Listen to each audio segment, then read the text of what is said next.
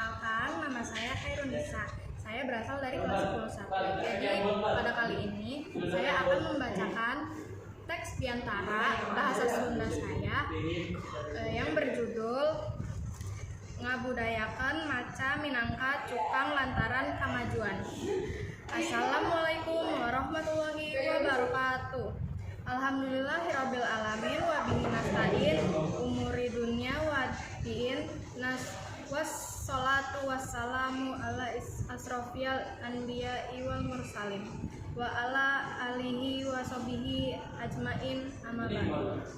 Puji anu janten pangais memanis, syukur anu janten pangias rasa sumangga urang sanggakeun ka Allah Subhanahu wa taala kalayan kudrat sareng iradatna. Dina dinten ieu urang tiasa riung mungkulung dina acara pameran buku sarta kagiatan literasi desa kalayan aya dina kawilujengan. Salawat sarta salam mugia salawasna ngocor ka panutan urang sadaya Nabi Muhammad sallallahu alaihi wasallam, ka kulawargina, ka para sahabatna, dugi ka urang salaku umatna.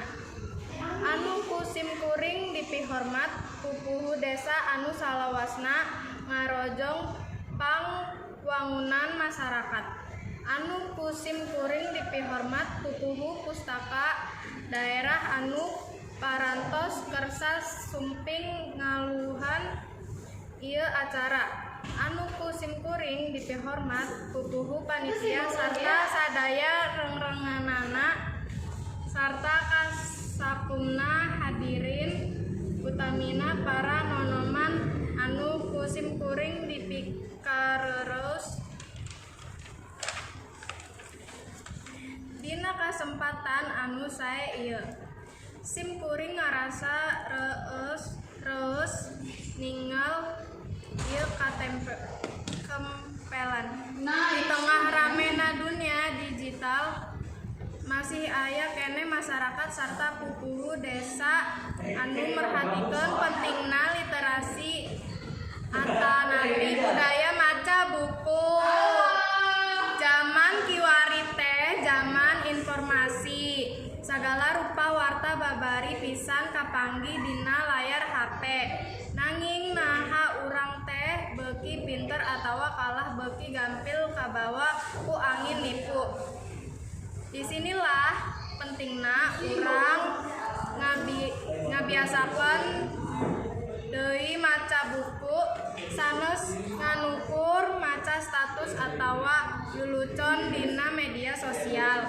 Buku meureuh urang pangaweruh anu jero, sedengkeun media sosial midengna ngan mere informasi anu det.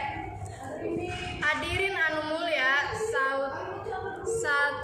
sateucan sim kuring mungkas ieu cariosan. Aya sakedik wejangan sarta pepeling pikeun urang sadaya khususna ka para generasi anom anu nuju sumodang ngajauhan milari jati diri. Emut buku teh jandela dunia, sedengkeun maca teh kuncina. Ulah ngarasa hoream maca alatan kandelna buku. Aya paribasa Sunda nyebatkeun cikaracak ningang batu, laun-laun jadi legok.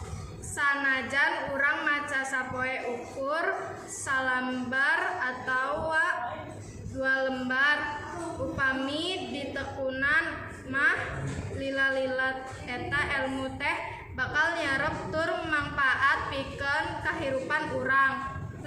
Jadikeun maca minangka kabutuhan